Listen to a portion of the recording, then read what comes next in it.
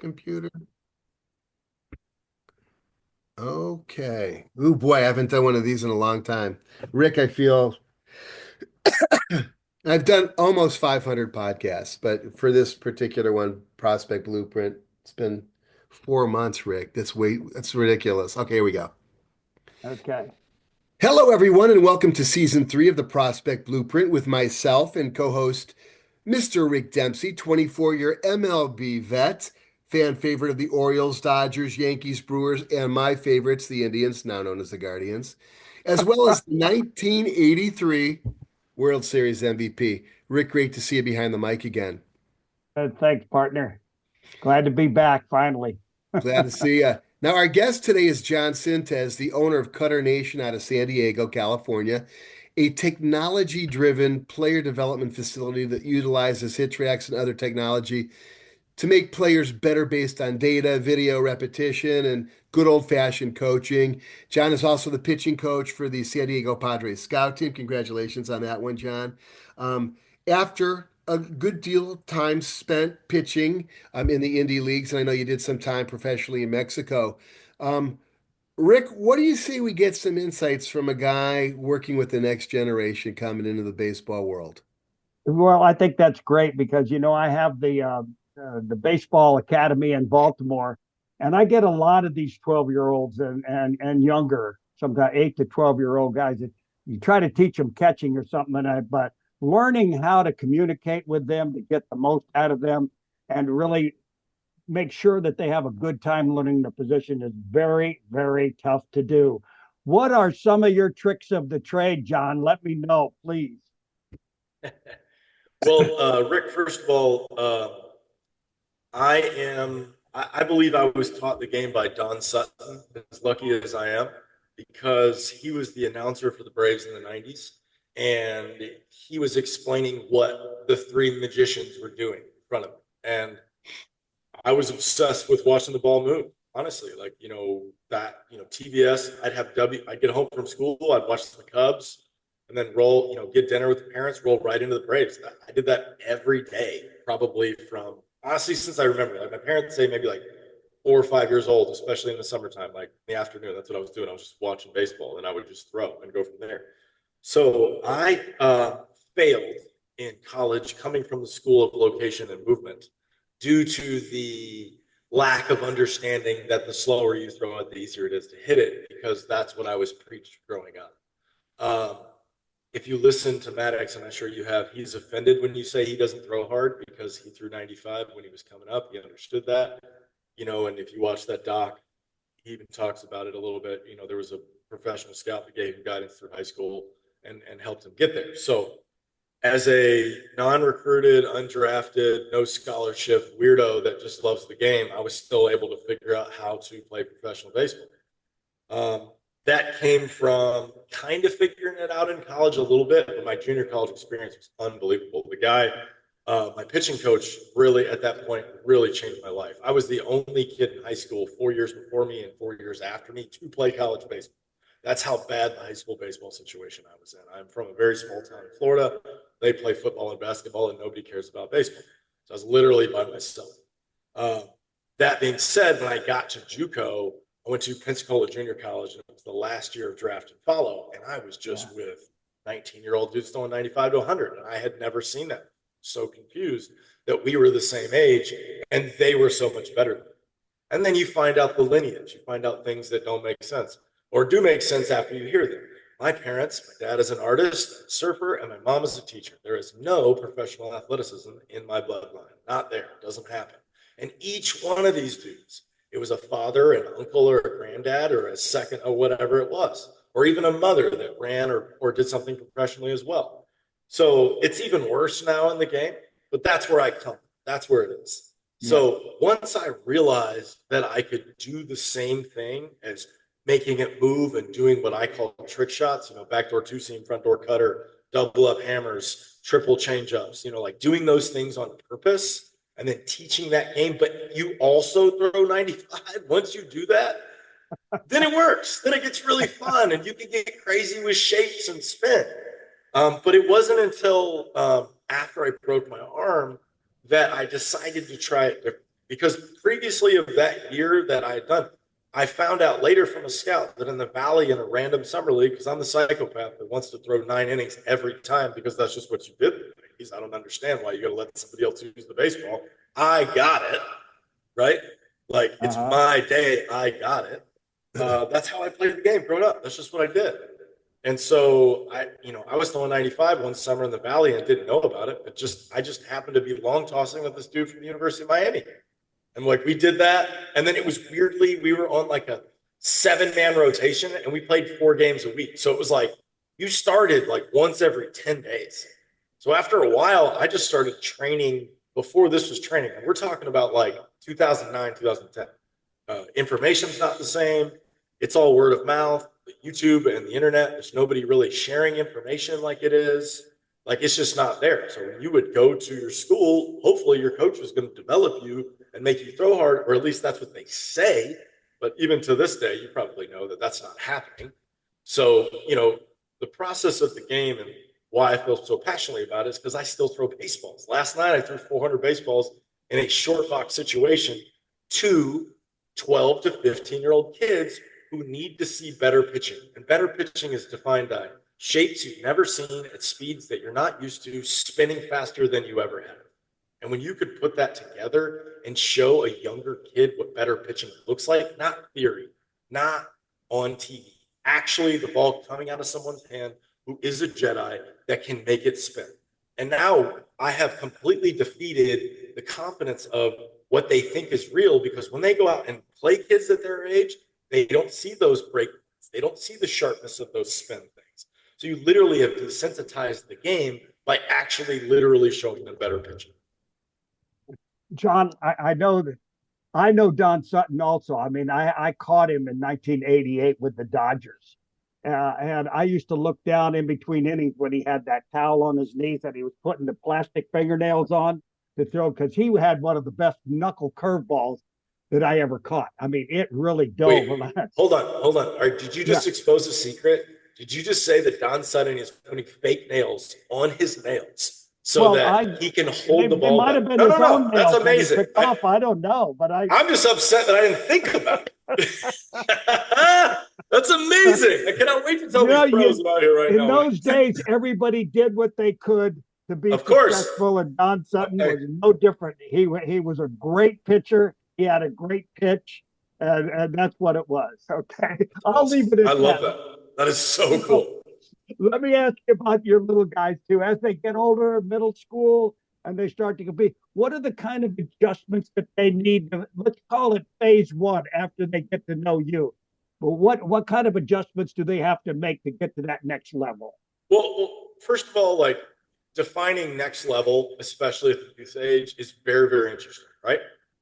I try to explain to parents and kids, like, if you're calling me to come in and train, you actually want to be a pro. That's actually what you're saying. You don't want to just be good in high school, because it's the same thing. It's just a longer journey. And so you have to understand that to give kids hope and give them dreams, you're allowed to be like, hey, look, like 0.03% actually make it, but anybody can do that. That's not like, that's what's cool about baseball. You don't have to be the hardest throwing guy, but the guy that hits the ball the farthest, you have to be the one that gets hot, kind of goes on a run, and then you just have all these little victories all the time. I mean, sure, that's how you got to the big leagues too. I mean, most of the guys that I talked to, even like, I felt lucky to play in Mexico as long as I did. Like, you're a mercenary down there. They're still loyal to. Like, one of my family members asked me a question, which was very interesting. It didn't hit me at the time, but like, it's just what happens now. They were like, hey, how come you didn't play for the same team twice? And I went, I have no idea. I have no clue. Because you get a summer job, and while you're getting a summer job, so if you do well, someone gets you for the winter. So you sign for the winter. I was coming home in 8 years for like 6 to 8 weeks, and then right back down to spring training or preseason, and right back to it. And I got hot. That's the only thing I explain, because I'm a non-affiliated nobody that worked my way up through their minor league system, but I just beat all their best dudes. So they knew I could pitch. They knew I could do what I was doing, but like nobody knew who I was, because they're like, did you play in the big leagues? No. Hey, you throw 96. Thank you. Well, how come you didn't play in the big leagues? I broke my arm. How'd you get down here? I don't know. I just said yes. I just kept saying yes every time someone asks, "Can you pitch?" Yes, sure. Are you available next winter? Yes. Okay. Do you want to go home and come back? It depends how long we go, right? Mexico has a super cool rule. I would love to get your opinion about this. This would revolutionize Major League Baseball in America, but I don't know if anybody would do it, right? But I know the players would Okay. because I've done it and it's awesome. In Mexican playoffs in the winter and the summer, Yeah. when you eliminate teams and go into the playoffs, the teams that are eliminated are allowed to get their players drafted to the teams that are still available. So your ranking That's right. in the playoffs gives you your draft order. So you want to be first, so you can get the first pick. So there were multiple times in my season where I led the season in saves on the worst team, knowing that if I just dominate, I'm going to get picked up. So I won 6 championships with 6 different teams. 4 of them, I didn't start on the team. And then the cool part is, if you get eliminated, each round they add more players to the people Right. that got eliminated. So I got eliminated one year, but I was the best closer in the league. So I got picked up by the team that won. Yeah. And then I got to go, I basically zigzagged to And you get a little extra cash. Next thing I know, I'm freaking in the Caribbean series. Like, this is wild. How did I get it? You know? But I got hot. You know, I had Cutter at 95. I'm sorry, Cutter at 91, probably like 86, 91. Yeah. Super high spin. I have a really high downhill release height, so I can play with different shapes. 3,000 curveball, 3,000 slider, 3,000 sweeper, changeup, split, two seam. Like, I got all the tricks. And I, you know, to go back to the question, it's like, I think we're demonizing all these different shapes to try to explain to these kids that, like, oh, you should only have 3 pitches, but like, that's not how they play wiffle ball. That's not how they play. Like, they're going to see something on TV and they're going to try to replicate it. Like us growing up watching Barry Zito throw monster curveballs that going higher and popping up, and everybody tells you that's not good. But they're missing the outlier curveball side of the strategy of that.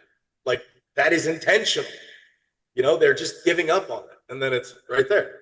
You know, there's a sequence to it. So you not only do you have to show that we have TVs everywhere, iPads everywhere, we're streaming it. We get, hey, this is how this guy did this, right? And then you show them doing it, and hopefully they see the correlation. You know, I'm a weird one. The word mechanics to me is demonized. We don't even use it here because, like, as soon as you become mechanical, like, you're not thinking about the most important thing, which is spinning the baseball. So, like, we talk about motion, understanding the timing of the whole thing, trying to have the start and finish, trying to get to the finish. Most of the kids just don't get to the finish all the way. Yeah. So I'm basically teaching a Latin system that I learned when I was down there in Mexico by a bunch of kids. You know, John, we did the same thing when I played 7 years of winter ball, also Venezuela for 5 and Puerto Rico for 2. But they did the same thing. Once we got into the playoff system, you could pick up players from other teams. You got a little extra cash at the same time, which was nice and everything. Of course. But I'm listening to you talk about all the different pitches that you had, and that's what made you, you know, probably the first guy that they wanted to pick up. Now, you had a fastball, you had a cutter, you had a slider or a curveball and a changeup. What were all the pitches that you had? All of them. You had all of them. That's unusual for a closer. A closer has maybe 3 pitches, but most of the time, a fastball or a curved slider or a cutter like you have, and boom, you go from there because you don't ever, when you come in, the game's on the line most of the time, so you don't want to get beat on your 3rd or 4th best pitch. I'm sure you got that thought in your mind, but you know, that's pretty cool. And I got some other questions I want to ask you too when we get down a little bit right now. But I think my partner just went to sleep over there. He's like, "Wake up out there, Kel! Come on, babe." Yeah. All right. I'll say this, that college coaches today, you go in there and you tell them you got 6 to 8 pitches, and they go, yeah, sure you do. You know, what's your heat? You know, how hard do you throw? Do you throw from the side? You know, are you one of those guys who we could put in 7th, 8th inning who throws 82 with a really good slider or curve? They don't want to, they don't even want to, they limit you. They put limitations on you. And Rick, we've talked to how many coaches, John, I'm sure you've been involved in it. We have, I've seen it a lot, but John, you mentioned technology. So my question to you is, how do you integrate modern technology such as HitTrax or Rapsodo, even Hitman, into your coaching to help players of all ages develop their game? Yeah, so we are huge techies, right? I have figured out a couple different things that have allowed them to get away from the mechanical process. We have some live streaming situations where we have set up a live stream and then we are watching the live stream, which gives us like a 7 second delay, which is perfect for a swing or a throw. The flow part of the training is hard because we're a small group training process. So you've got to be able to move fast in and out because you're moving 2 or 3 kids through a cage or 2 or 3 guys through bullpens. And so really what we're trying to get them into is like, yes, instruction is important, but if I can have you understand the goal of the process, then I need like you're on your own mental process where you're focused on what you are doing. And so we are trying to explain that to them where it's like, your coach actually doesn't do that much in the game. This is a lot more about learning how to do it and then like trying to execute it in situations. And so even with the HitTrax, one of the things that we do in our basic training is we turn the fielders on. And then one of the instructions that we always talk about is every time you swing the bat, you're trying to get a hit. Like, yes, you're trying to hit it up the middle, but there are fielders there. You need to be a little bit more aware of where you are trying to hit the baseball. The generalities to young kids, it takes too long to become a master. I've been doing this long enough and throwing to kids long enough that if you explain the game to them, like literally what the game is, you got 3 chances to get as many hits as you can to score as many runs as you can. Like that is not talked about.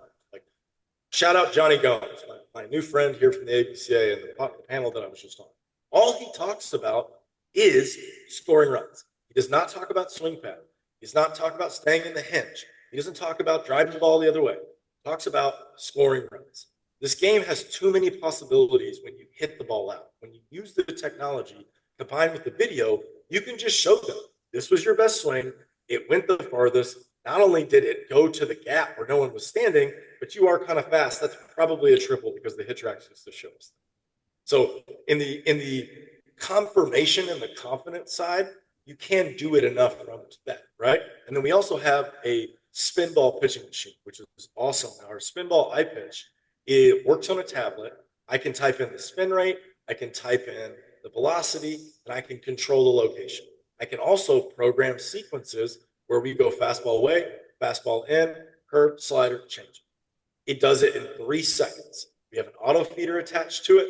That means the instructor is not down by the machine. He's in the ear hole, just like in the cage, Rick, right next to the hitter. You want that confidence and that confirmation from the coach to the kid, where all we do when we do it right is what do? We go, yep. There's no other move besides you did it right, especially when you have the data that gets to show you in the simulation. So that's on the hitting side, that's how we do them. And then we just up the difficulty of the game. We have high school nights where we put high school kids where they play 3-on-3 games. I know that's kind of with your cage baseball stuff that you have from there. So we're already doing that. Teaching them that game and actually understanding that when you're playing the video game, the show, you're doing the exact same thing with the bat in real life. Like that's the thing. You know what I mean? You beat your boy in the show 22-0. Do that with the bat in the game. Like, I just grew up, and I know Rick can probably attest, and you can too. It's like, this is not a nice game. This isn't golf. Like, one of my pro guys, we were talking about stuff like Otani the other day, and they were like, well, what would you do to Otani? It's like, if I had my juice and I was young, first pitch at his toes, fastball right at his toes, just to say hello. Righty, lefty, right at his toes, just to move his feet and just be like, hey, hi, how you doing? Then I'm going front door two seam right off that, just to make you know I am not afraid to throw inside. Now, if he hits a homer on that after that on 1-0 front door two seam after I go at his toes, sweet. But we all know when hitters get uncomfortable, they don't swing the next pitch. They don't at least take an A swing. So if you can play the game that way, the way it was intentionally done, where like you're throwing things on purpose in situations to set things up, like we're just not doing that in some organizations. Some organizations line up right down the middle and let's just see what happens. And like that's the dumbest thing I've ever heard. Because like you can watch any, and I mean, Rick, help me. Like I want to know of all the Cy Young guys that you have thrown, right? The smartest ones seem to do it the longest. Am I wrong? Am I wrong about that? No, absolutely not. Like that intuition of knowing what the batter's going to do is also the scariest thing for me because when you know the guy knows what you're trying to do, you're like, oh, this is good. Abort, abort. You know, who's the smartest Cy Young that you caught? Can I get a story for Jim Palmer. you? Okay, Jim Palmer. I had a lot of really intelligent pitchers. At least that's what they told me most of the time. No, but Jim Palmer was an analyst. He really was. I mean, he studied every single hitter. You don't see that in Major League Baseball today. Those guys are still out there, chewing on sunflower seeds and flipping pumpkin seeds in cups and things during the course of the game. But Palmer actually studied every single hitter. Whenever I had problems with a hitter, and Bruce Bochy was one of them. He was a left-handed hitter that did all sorts of crazy stuff up there. He was with the Angels. Now, you may not know that name, but I said, and I can't get this guy out, Jim. How do you get him out? Throw the slider down and in under his hands. And sure as heck, I finally figured out, what to set him up for is that slider down and in. But I was fortunate. I caught 16 Cy Young Award winners during the course of my career, and every one of them had something to offer me as far as getting to learn hitters and their approach to hitters too. I Now, love that. now you Yeah, know why. that's Now you know why I had Rick work with my kid who's a catcher. It's like I don't think anyone's caught more than 16 Cy Young no, Award. I've never heard that before. Yeah, No, that's that's you that's said that's that a earlier. record I will was like, never be whoa, broken. all right, a true Jedi. Let's chat. Well, hey, we've mentioned mental a couple times, so let's talk about what role does mental toughness play in baseball development, at a relatively young age?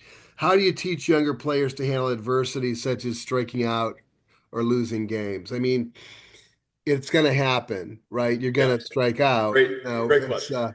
but you don't want to take pride in it. I'll tell you a quick story. This is just for the fun of it.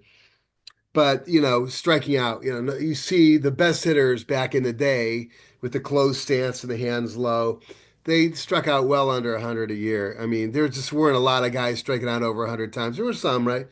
We had a kid back in high school, Steve Klein. I'm just going to throw it out there for the sake of it. This guy, by the way, our uniforms, Rick, look just like the Orioles uniforms. And being an Indians fan, it was very difficult to digest. But this guy, Steve, he struck out, I'd say 50% of the time. And he had a strikeout walk back to the dugout that was spectacular. He would bounce the flip, hit the ground, flip it up. This is like 1970 something or another. Guy could strike out like nobody. But the problem is now it's a little bit more accepted. If you strike out, it's not so bad. So there's a lot of mental elements to the game. Back to my question, what role does mental toughness play in developing a baseball player? And how do you do it? Uh, you know, even defining mental toughness to a baseball player, all three of us are going to have a different answer. I mean, you could go from how mentally tough are you to play in Mexico for 10 years and have overnight trips and show up and start days and, throw 5 or 6 days in a row. How do you have mental toughness when, for example, this weekend in a major PG, one of my guys, that first pitch of the game, the wooden mound that he was throwing on, the landing area broke off and he did the splits, tweaked his ankle, rolled on the ground. And then that was the first pitch of the game. Major PG tournament, right? 35-minute delay. They turn the mound around. So then he goes to flat ground with no cleats and then proceeds to just get smoked because he's throwing probably 10 miles an hour slower than he is, right? I would take that story to this kid and the failure side of it and then just make sure that you're allowed to say no and then just never let it happen again. Because eventually, these unsafe mounds, I know I'm getting a little away from it, are so bad, especially here in Cali. Like I'm over on the East Coast and Midwest, like they got turf mounds are a little heavier. You can see that like it's actually working. They're using plastic cleats, so this is a thing. It's good. It actually works. Over here, we're talking Home Depot rollout putting green turf with no pad on wood. It's not heavy enough, so it's moving, so it's sliding. So unstable, that's bad for the shoulder and the elbow. And the process for them to actually look at you and be like, why is this happening? Like, this is not okay, right? And you just have to look that kid in the face and just be like, well, listen, just don't ever let it happen again. That's where it goes. Sometimes you're going to have to say, no, I'm not going to pitch on that mound. Sometimes you're just going to be like, all right, well, I'm not going to have my juice because the mound is what it is. Just is this a slider, cutter, changeup day with fastballs that are probably going to be up that I'm going to use to my advantage? Or can you even get there? You know? So really the analysis of the situation and making sure that they understand that they're not alone in the adversity of things that should be real. Because as soon as you say, well, as soon as you throw on a real baseball field, none of these things are. As soon as there's a dirt mound and there's things out there that make it safe, you're going to be fine. Now there's going to be a hole, but I would much rather dig with a hole where I'm landing than a wood mound that is sliding. You know what I mean? So, really just listening to the kids is my best answer, because they don't. You go talk to a coach about that. He's got a tournament. There's 6 games in that tournament. He's got all the players on a schedule. I need this guy to go throw 5 or 6 innings. Otherwise, it's going to ruin the whole tournament. But like, that's not in favor of the development of the kid. You know what I'm saying? So being a good listener, helping them understand, and really the visualization side. I'm going to give a quick shout out to one of my favorite mental books that is not a baseball book, but it is. It's called 10-Minute Toughness. It's like a 180-page read. You get it on Amazon anywhere. It's like $15. I like it because it's an exercise mental book. One of my favorite takeaways is called the Human Highlight Reel. Confidence comes from seeing yourself do the thing perfectly and be able to memorize that and then trying to repeat it. So I can close my eyes on all 7 pitches, Rick. You could probably do the same thing with hitting and receiving. And you can remember the perfect time you did the one thing, whether it was the perfect swing on the homer, whether it was the perfect transfer to catcher, whether it was throwing the guy out at third, framing, stealing, whatever that cool thing was that was the spike in the memory, that is something that you can access later. So we are trying to teach them to memorize those quality events, even in the bullpen. Rick, there's nothing better to me. Every pitcher has their same version of this idea, but they have this idea.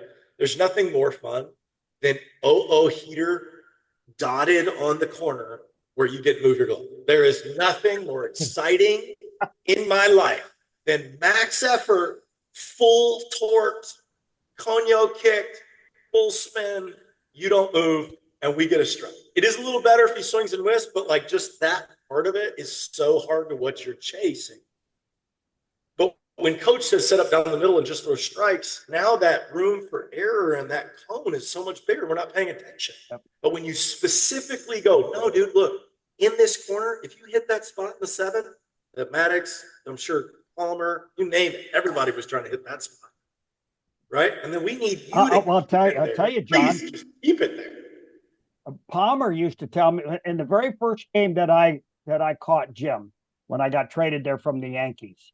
He said, "Listen, whenever I'm behind in the count, I want you to sit right on the outside corner, right at the bottom of the knee, and call the fastball." And I kept that promise to him that I would. Every time he got behind, I called the fastball down and away. I could close my eyes and he could hit the target 99% of the time. That's what made him so great. 3-time Cy Young Award winner, 8-time 20-game winner. I mean, he had that confidence and he had a great delivery, even that high leg kick from the old days, but the ball came off his fingertips as pure as anybody could throw a baseball.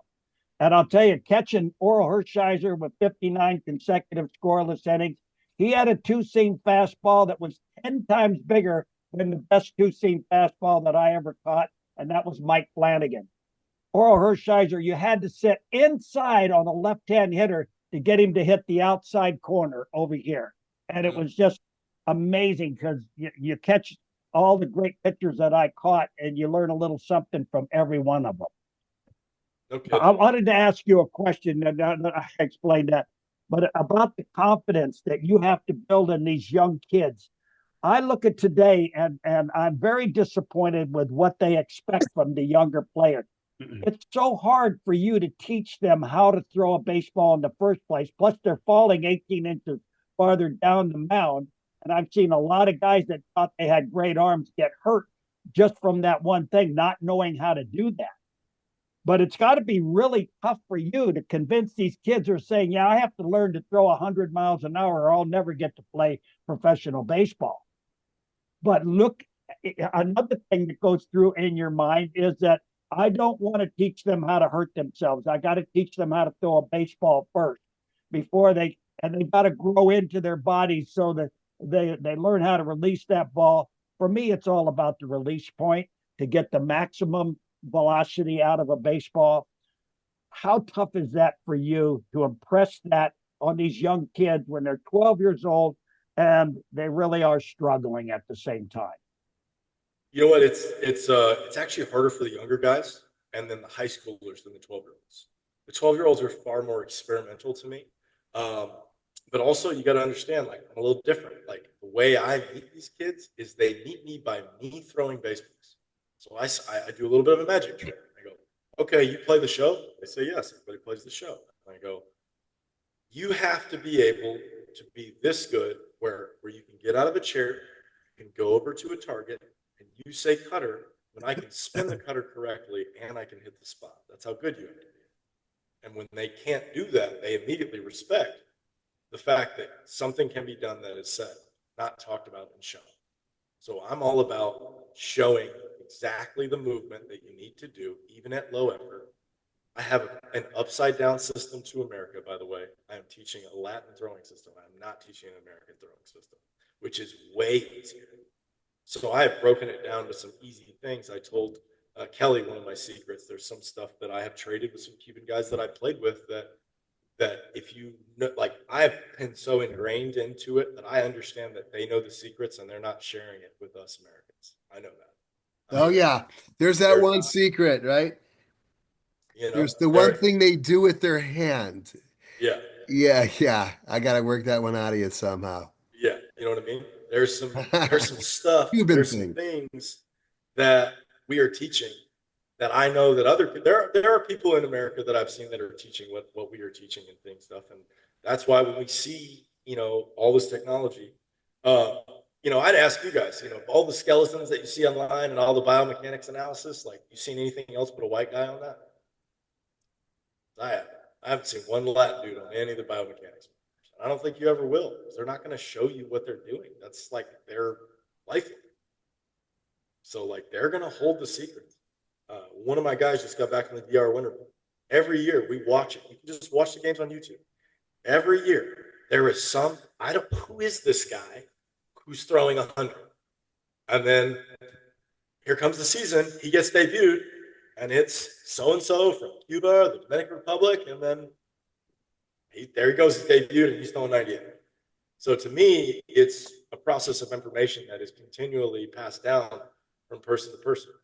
And so as we can continue to show these things, it's going to fight. But, social media, the other stuff that goes with it, you have to filter. And that's mainly what we're teaching kids. Like, if you've never seen your coach throw a baseball, which I was guilty of, then you should probably not trust him. If you've seen him in a major league situation throw a baseball, like, I just pulled up Jim Palmer while we were talking about slow motion mechanics. Yeah.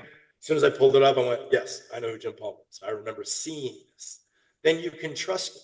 But like I keep saying, there's a bunch of fake Jedis out here that are like getting alley-oops from big leaguers or doing podcasts with them or doing stuff, and like, they don't throw baseballs. Now, they maybe will have a system and be able to talk about those things, but like, you you were with people that threw baseballs and they told you the things that they needed to happen. Those are secrets, right? So in the strategy of the game, like, we're just not teaching the strategy. It's just not happening. I see a lot of people complain about showcase baseball players, but like, that's how they get in the door. So like, that the people that are complaining about showcase baseball players are also the people that think that high school baseball is important. But like, I still haven't seen a high school baseball system that is consistently producing prospects. Yeah, you get one or two, but like, that's on the kid. That's not the system. And then the high school hangs their hat on that for the next 20 years. This guy went in the first round. It's like, no, that kid did. You had the facility. You just happened to live in the zone to go to your school. There's not a process of it. So, I just come from a different lens because I got lied to a lot. I tried all the systems.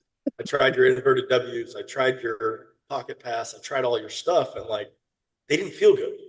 And every time I would go to this Latin style throwing motion that is what we teach here, which by the way, if you watch our kids, you'll see it.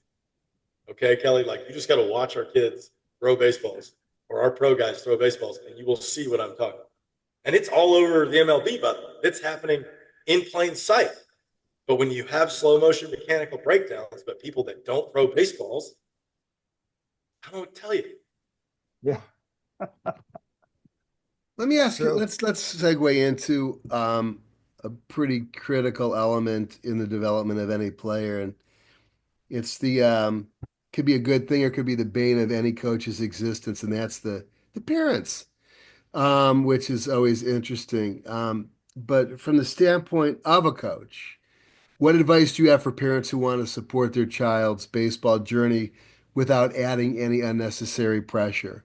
And what is the necessary pressure? Because I think I applied a lot, to be honest with you. The necessary and probably a little of the unnecessary as well, but I got results. Your thoughts? I'm I'm a little different on this one too. Because I've been doing it, from the ground up, like really from the base of the youth market, right? The parents that are on the kids that are consistently taking them through high school here and making sure that they're doing it, not them giving the keys to the car. The ones that are in their hip pocket the entire time, those are the ones that make it. So you can't teach them how to be responsible. Like there's too much data showing that we're morons until we're 25 years old, especially males. Mhm. So like, there's no way this 16-year-old kid who you just gave a car to is going and doing his training, being smart about it, and eating all the things that he's supposed to be eating. So I just think a lot of parents get to a certain point, they've been training this kid for 12 to 13 years, and they just give up on it. But unfortunately, that last 2 or 3 years is the hardest part. So that's where we come in. Like we take that load off the parents. We have strength training, we have skill development, we have nutrition, we have recovery, we have everything that like you get a big league experience at here at 10 or 12, but like they don't have a reference to it. Everything in their world is go stand on the line outside, wait for their coach to tell them what to do. We might be the only people saying educate yourself. Now, there's a problem with that too, because there's a lot of educators out there putting different ideas in, right? So, how do you get people to understand the information that they're seeing is what it should be? My answer to that is like, you literally just go watch the best colleges and the best big league teams on what they're doing. They're telling you. They're literally telling you. Like, unfortunately, over here on the West Coast, you can look at the rosters of all of the D1 schools. You can just go to the website, look at the roster, and see where the majority of the kids are from. And they're from everywhere. They're not from like one spot. Now, there are pockets of areas where you don't see players that you think you would see players, or pockets of players that everybody gets them from a certain spot. So, you have to explain to the parents, like, what is your goal? Like I said, if you show up here and you tell me you wanted to be good in high school, you're actually telling me you wanted to be a professional. You wanted to get as good as you possibly can. That's what you're saying. So you have to explain the process to them a little bit more. And then you also explain the politics of like, listen, your coach doesn't care. Like, I know you think he does, but he's got a family, a job, and he's in high school. He's probably doing science and homework, grading papers. And so he has 30 kids or 20 or whatever it is. And like, he literally does not have the amount of time that you think he does to do the one-on-one thing that you think that he does. So like, your coach is not going to do it. He is not going to be able to help you get to the next level. It is literally on you. Like, I am a product of be good in high school, they will find you. No, they didn't. There were 3 guys in my district throwing 95. They cared about those guys. They didn't care about me who had 5 or 6 pitches that threw a couple no-hitters. They didn't give a shit. I threw 85. Nobody cared. So the truth of like what actually moves you on, it's not throw 90. It's throw 90 and be good. Like, it's both. Sorry. There's just too much information to show them. Your high school says velocity doesn't matter. Well, look over here. The slowest throwing guy at San Diego State throws 91 miles an hour. What do you want to argue about that now? You want to argue? Like, there's the data. There's the real data. He's the slowest guy. And he's left-handed, by the way. The lefty's throwing 91. The other lefty's throwing 95. What are you going to do then? That's at San Diego State. Yeah, They need to take a look at slower pitchers. I'll just say that, like, I've seen guys throwing, throwing 82 sidearm, lefties, righties, whatever. And I've seen guys go through, power five lineups, at least for 1 or 2 innings. They couldn't right. touch him. And then they'd bring in their 96, 97. Well, now you're talking about the game that I think Rick and I know, where it's a little bit more about variance. Yeah. Like the amount of time the Padres bring in a right-handed pitcher throwing 95 and the right-handed pitcher throwing 95, I want to lose my mind. I am so annoyed at them. I'm like, don't we know to flip it? Like you're supposed to flip the whole thing to the other side to make it different than what was happening. It literally doesn't make any sense. You got a Well, guy throwing 95 going here. The 82, I can explain the 82, but we'll get there. Bring in a subby throwing, lefty throwing 82. If yeah. this guy's throwing 95, go the complete opposite slow down here, right? And then come back over here sidearm with this guy throwing sweeper. Then come back to over the top lefty throwing 95. And then go back to right arm. Like the way that they are playing the game is so annoying. It's so annoying because like there's no strategy. We're just like, well, the percentages say, and the hot zones say, and the O2 counts say, but then you've got big leaguers that are literally coming out on podcasts going like, yeah, the most balls thrown on the O2 count, it's like 82% or something crazy. So we just auto take, and I'm like, well, You know like what? if you knew that the Dodgers were going to O2 not swing at anything, and that's why they get banged backdoor more than anybody else in the league, maybe you just pipe it one time and see what happens. Rick and I were talking last night, and I literally, with my kids, sat there and watched all of Otani's 214 hits. We literally looked at every hit. I think it was about a 35, 40 minute deal. Hit, hit, hit. You could see the velo and the kind of pitch that was coming in that he hit. He averaged hitting 88-mile-an-hour balls. 88 was his average base hit. Had several in the upper 90s, but not a ton.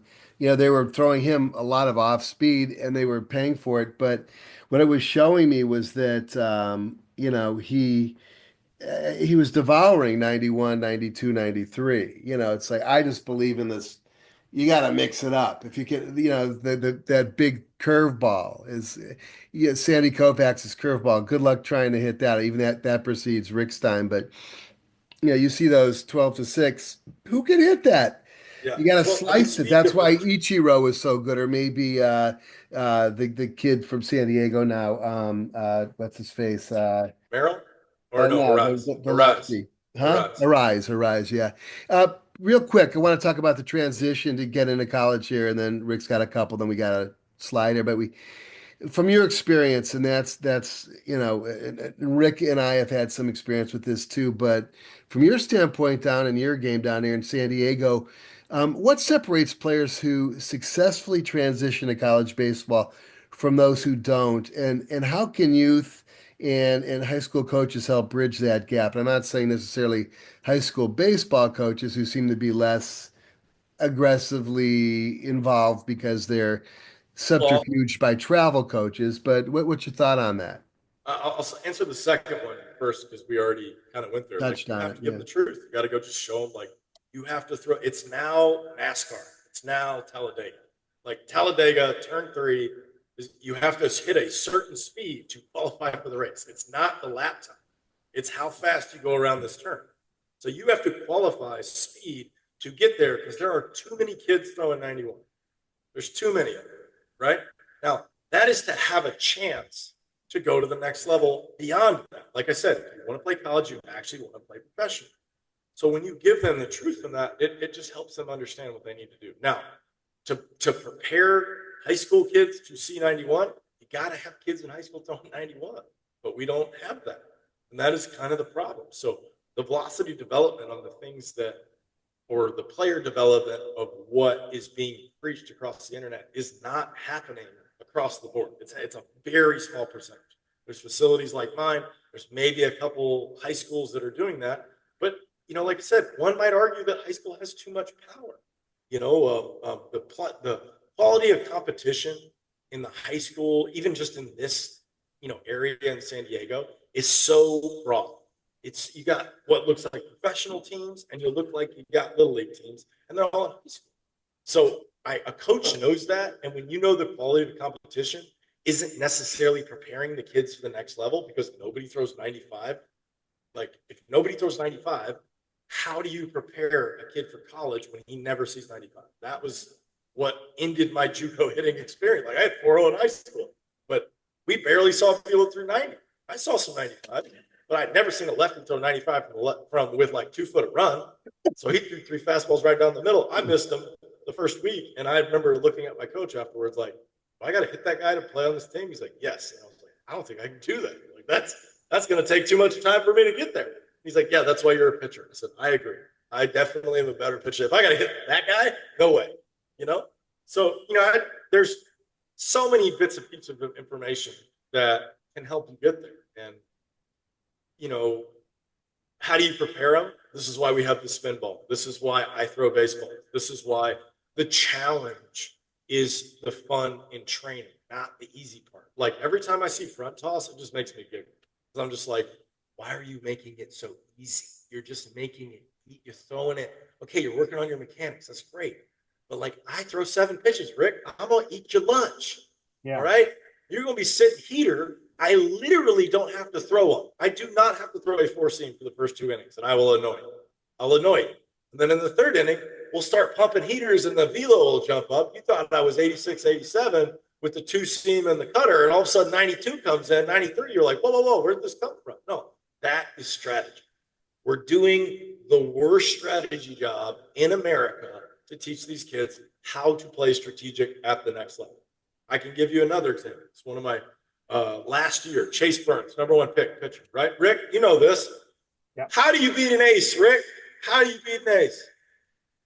How do you be an ace? How do you beat an ace, right? You're facing Palmer. You've seen it all the time. I know what it is. I grew up with it. I watched him do it all the time. How do you beat him? Where you try to stay close to them as long as you can and wait until the relievers get in there and you beat them. There you go. You wait him out. You're not going to beat the great guys very often. Take till you get 1 strike, or you take till you get 2 strikes. And let's see how long we can do that, right? Yep. Duke baseball went out and aggressively took Chase Burns, take till you get 2 strikes. 2 times through. He threw 110 pitches in 3 innings. Smell you, dog. Smell you. Okay? That's how you beat people. Yeah. Just wait them out. That's what you do. So, I'm excited to see what's going to happen, all this Dodger stuff. Because, okay, you got all these starting pitchers. Unless you run a 7 or 10-man rotation, you're still putting your bullpen at risk. You still lead the league in blown elbows. So, you're just going to rotate another stable of dudes in there? I want to see how this is going to go. Well, they're going to try. Right, which is great. That's 100% what they're going to do. You know what's really funny? We're forgetting that the Yankees don't do this every year. What are we talking about? They just go get everybody and pay giant contracts, and then the next year they're gone. Why are we up in arms that the Dodgers went and got all these players? The Yankees do it all the time. I'm so confused at why people are losing their mind. How do you have all these starting pitchers? And I was like, what about the Yankees of the 90s? What are we talking about? It was Roger, Andy. There were so many people. It was crazy. Before you jump in with these last questions here, I was just going to say that at one point, this was before the Manfred days. I'm trying to think who was it Bud Selig, when the Dodgers were looking to when the Dodgers sold to McCourt. God forbid he picks up TikTok. By the way, not McCourt's not loved around here. On a parking lot. But anyway, they didn't want the Dodgers. They didn't want to sell them back to the family that owned them originally, O'Malley's. What they wanted to do was they wanted to avoid having, just the Yankees against the Dodgers, the Death Star against the whatever, the Empire. They didn't want that. Now it doesn't matter. They just want to bring in these players. Everyone's going to sell out everywhere they go. The merchandise is incredible, and the Dodgers will just keep on bringing in these pitchers. But that's a whole nother subject for another time, but it just goes to show where they're going to get these great guys. And they're going to Japan. And the question is, why are they going to Japan? And the answer to me is because they're coached better there. They're super talented. They're super disciplined players. They know what they're doing. They have a system. They have a discipline unlike anybody here. That's aside from it. Rick, question. Yeah. Well, John, I'll tell you what, you made me change a few of my questions to you. And I want to throw something at you because your job is getting tougher and tougher all the time to teach young kids how to throw a baseball and really how to orchestrate their way through a baseball game. The whole system is working against those players right now. How many of those guys, 98, 99, 100 mile per hour, are going to make it to the big leagues? I'm going to tell you that most of my pitching staffs, and I tell you, I won more games than any catcher of my era with my pitching staff. And a lot of them didn't throw 89, 90, 91, 92. Palmer might be able to get up to 94 in his day. We just didn't have the big throwers. But when you throw the ball over the plate, you work fast and you change speeds. That's how you win championships. And you don't have that right now. I mean, look at the system right now. You got guys that warm up your starters in between their starts. You got catchers that do that don't know a darn thing about a windup or a delivery. You can't help your starters in between starts find his release point, which is what it's all about. If you don't have a release point, you never know where the ball's going, and you know that. And the catcher goes to one knee. Major League Baseball wants people in scoring position so that the score ends up 11-10 or 11-9 before it's over. They think that's what really makes baseball interesting. I'm sorry. I don't agree with that philosophy because it makes all the instructors just tough. Now all you're looking for is 99, 100-mile-an-hour throwers, and you cross your fingers and hope they can throw it over the plate for you to get some credibility. No, that's not the game of baseball. Changing speeds. Scotty McGregor couldn't bruise you with a good fastball. He won 18, 19 ball games 4 or 5 times for me, when I was catching him. Palmer did the same thing. He had a different repertoire altogether. But my question is, how do you relate to these young players now when they realize that they have to throw 99 or 100 to move up the ladder to even get a college job? It's so hard. I just get very upset with the way baseball is going. Are you kidding me? Catchers only throwing 10% of their runners out now, and they might be up for a Gold Glove. Are you kidding? I threw 55% or 50% most of the time. I even threw 73% one year when I was catching for the Yankees.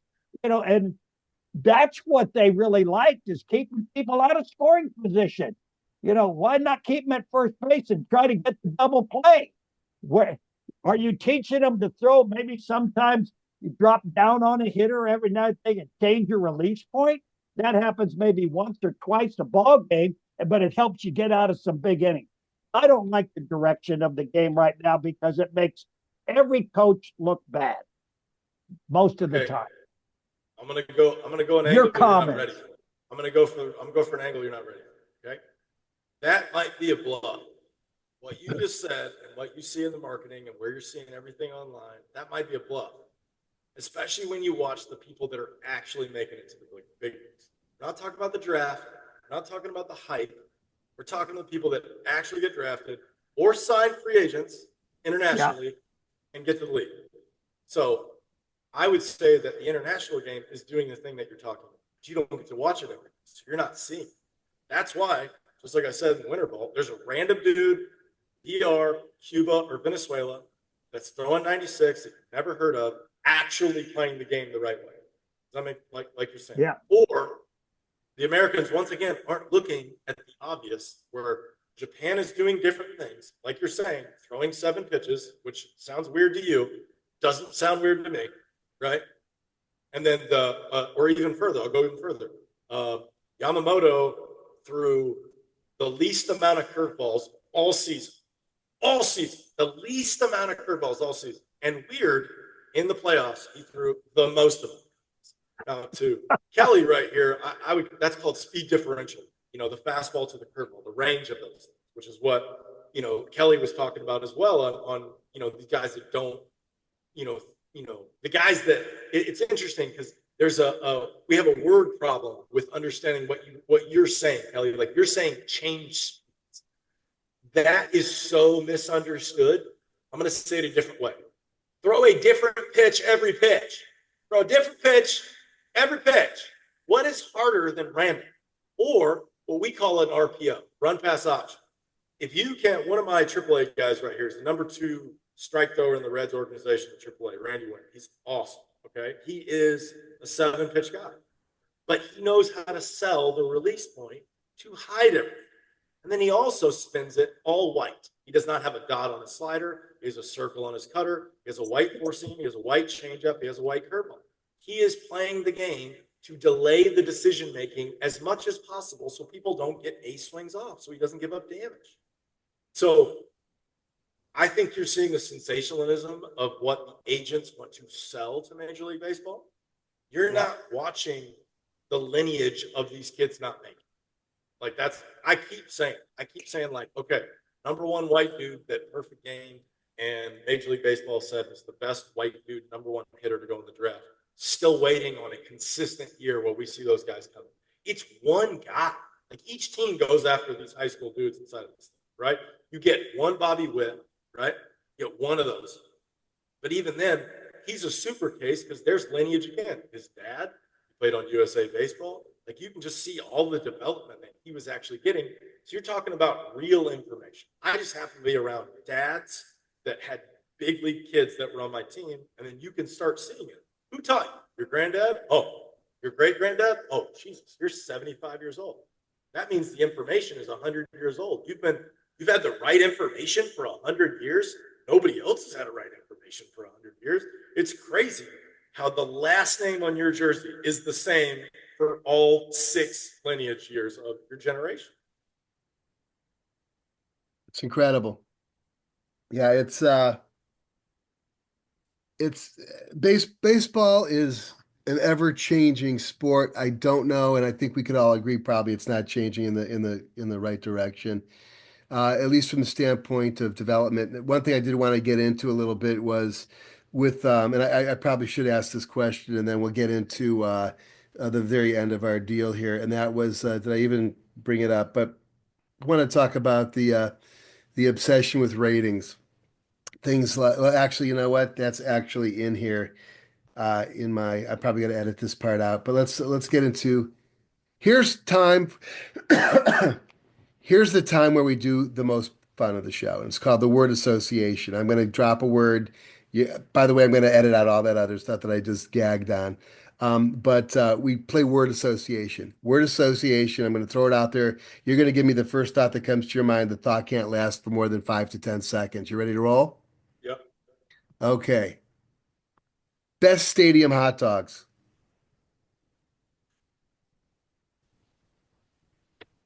Turner Field. Dodgers signing all the best Japanese pitchers, including Roki Sasaki.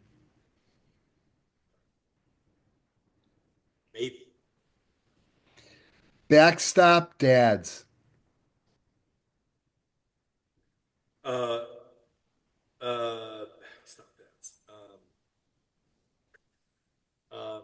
Annoyingly helpful. Hit tracks or Rapsodo. It's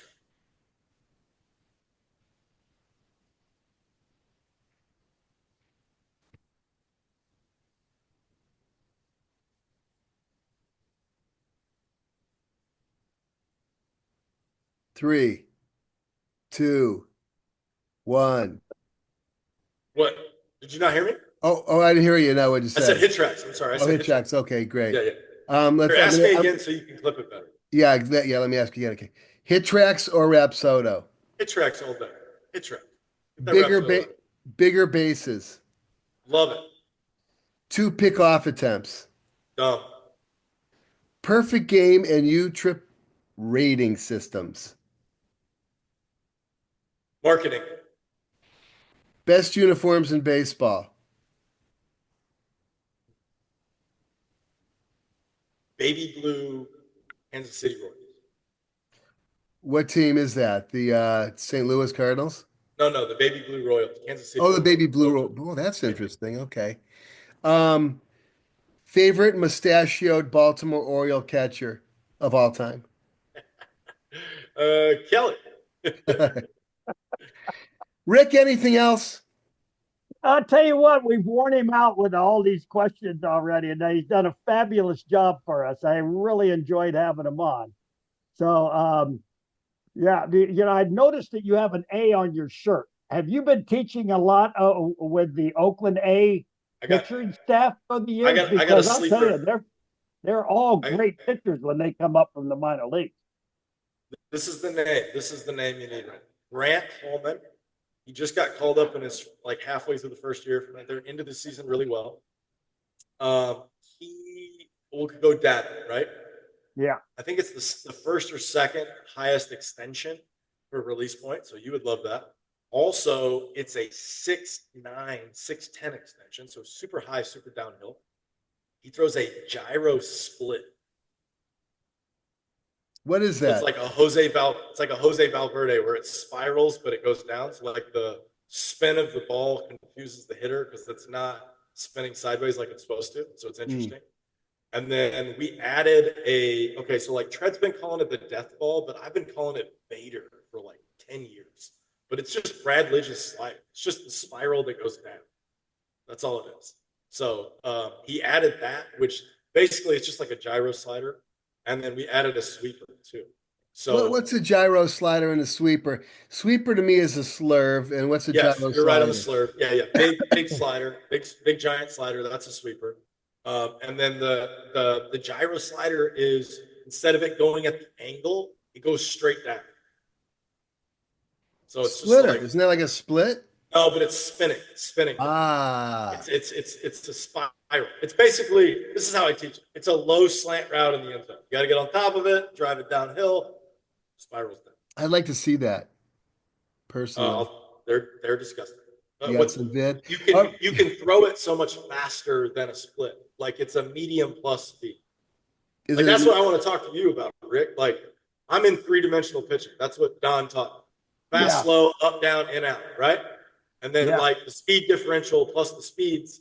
So the way we teach pitch sequencing is by sending in the entire sequence and then using the option idea of like if you should stay on sequence or change it.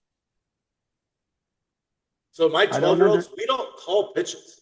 And our parents lose the mind. So the other kids. I'm like, no, you think about it. Like at 12, like you don't need to be snapping a bunch of stuff off. You need like three Right. easy. You need fast, fast, slow, slow, probably. You need Yeah. fast, slow.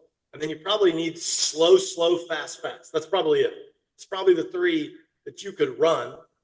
And if Yeah. you give those options to the pitcher and catcher, now we're not waiting 17 seconds for fastball away or Right. radioing in, 15 calls to the guy. Like, what are we wasting time?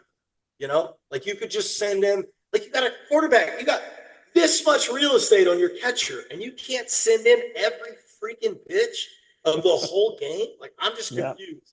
Like, they want to script everything and do all these sequence things anyway, but then they go back to like one at a time. And I'm like, dude, the NFL doesn't even do one at a time. They send two plays at a time with a kill switch to do the other one if they need. It shouldn't even be that complicated. Yeah. Well, I'll just throw this at you. Of course, your pitchers have to develop a good fastball, one way or the other. Command of the fastball and the velocity. But the second pitch that I would be talking about all the time is a straight changeup. Don't worry about the curveball until you get past that age of 13 years old, where you're developed enough in your elbow to start throwing that thing. It's not an easy pitch to learn from the very beginning. Very few people pick it up without a lot of work at a later date. So I think if Right? they also, and this is probably a big part of your job, is to convince them to change speed, Yeah. because you just can't go out there and throw, and unless you do have that 101, you just can't throw a fastball every single pitch. But to learn a changeup really takes a lot of pressure off that pitcher, All right, so I'm going to Them go an the other way. opportunity to be a little more successful. I have a counter to that because that Okay. changeups are what broke my arm. So What? I we don't develop the changeup first. You can actually see the distance of the hand. It is harder to go inside than it is to go outside. The curveballs aren't dangerous. If we throw it like a football and stop our elbow, then it is. It actually doesn't matter which way the hand is turned, Yeah. pronated or supinated. If you do this move, you're going to get hurt. Like you can do this and see that it puts torque on the inside of the shoulder. So that's half the problem, that they're throwing curveballs right because they're like trying to like make it move instead Right. of understanding the flow of the arm. That's a Now, good point. That's a good point. pronation is the worst thing that you can do because Yeah. that is what creates pain because you are pinching nerves in the arm and the neck. Yeah. So, yes, straight change, but it's misinterpreted by kids and they want to see the shapes anyway. So, if you teach a cutter first, which is just a football, there's no torque on the arm. Zero. You're not twisting or pronating through release. It is a preset pitch that you're just letting slide off your fingers like a fastball. It's not, there is no stress on spin on a cutter to go glove side. So change-ups are bad. And then there's also the thing like you got to, like, this is where data makes sense on some of these things, right? You tell these kids change up, especially over here in San Diego, and they're preaching Trevor Hoffman, and I love Trevor to death. Trevor Hoffman's changeup was only elite when it was 20 miles an hour. When he threw 96 and his changeup was 70. Shut up. When he was throwing 85, it wasn't that good. Like it didn't do the same thing. So the speed differential thing. Now we can go even further. You're telling a 9, 10-year-old kid who goes 46 miles an hour, you want him to throw a 33-mile-an-hour changeup, like without selling it with hand speed and hitting the release point? Like it's not easy, right? So it's like it's a difficult move. Even for the high school kids, they don't get the differential. And they go throw 78, 80, and then their changeup 75. I'm like, that's just a two-seam. That's all that is. Even though you're holding changeup, that's just a two-seam, so it's just going to get hit. So, you know, we try to help them understand, like, even if you want to, like, work on all the pitches. That's what we do also. Like, throw everything, train everything. Let's pick some things that you're consistent at. Maybe you are a curveball guy. But like I said, you don't know that, like, you shouldn't do that. Maybe you're a two-seam putter guy, and like you just do this all day. That's all you need to do, you know. So like, you know, that's the personality of the kid, you know. And that's once again, that's why I like the show, the video games. It's like they just get to push the button and it does it, and then they actually think like, all right, I'm gonna pitch him, and I'm gonna go two-seam cutter, curveball, changeup, and then you watch him walk up, and you're like, yeah, that didn't work. That's really hard to do. You have to try again. That's the most difficult version of the game you just tried to do. The thing you did in the show where you push the button and then like match the meter doing, that's not real. But it's fun. I get it. It's going to teach you the game and teach you to know the players and the people inside of that. But like actually making the ball roll off your fingers is a completely different process. Well, listen, boys, that's all the time we have today. So I'm going to bow out. Mr. Rick Dempsey, our guest, Jon Thanks, Sintes, and John. Rick, Nice job, man. I can't wait to throw to you, man. Oh God, I'll strap it on for you. Hey, it'll be here. It'll be here, man. It'll be right there. We're chilling. We didn't really get into that, but we could talk about that some other time. But listen, again, for Mr. Rick Dempsey, Mr. Jon Sintes, our wonderful guest today of Cutternation, and myself, of course, have a great winter, train hard, and most of all, have fun. See you next time. Thanks, guys. Cal. Appreciate it. Thanks, John. All I right, got to bro. go answer the door.